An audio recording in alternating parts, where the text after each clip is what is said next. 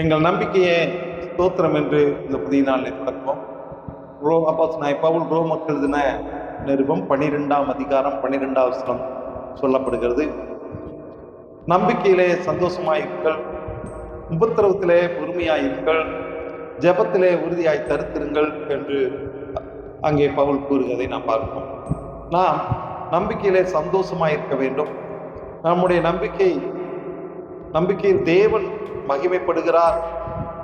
எல்லா காரியங்களுக்கும் நாம் தேவனிடத்தில் நம்பிக்கை உள்ளவர்களாக இருக்க வேண்டும். அந்த நம்பிக்கையிலே நாம் சந்தோஷமாகவும் இருக்க வேண்டும், உபத்திரவத்திலே பொறுமையாகவும் இருக்க வேண்டும். நாம் தேவனுக்காக ஊழியம் செய்யும் போதும், ஊழியம் என்பது ஜப ஊழியம் செய்யும் போதும் மிகவும் அசதியாயிராமல் ஜாக்கிரதையாய், உற்சாகமாய், சுறுசுறுப்பாய் ஊழியம் செய்ய வேண்டும். அதே வேளையிலே நாம் உபத்திரவத்தின் பாதையில் வழியாக செல்லும் போதும் மிகுந்த அமைதியோடும் அதை சகித்து கொள்ள வேண்டும். ஜபத்தில் உறுதியாய் தரித்திருக்க வேண்டும். நம்முடைய நம்பிக்கை பொறுமைக்கும் ஜபம்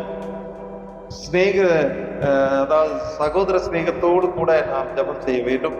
நம்முடைய ஜபத்தின் மூலமாக கர்த்தருக்கு ஊழியம் செய்ய வேண்டும். கர்த்தர் நம்மை ஆசீர்வதிப்பாராக. ஆமென்.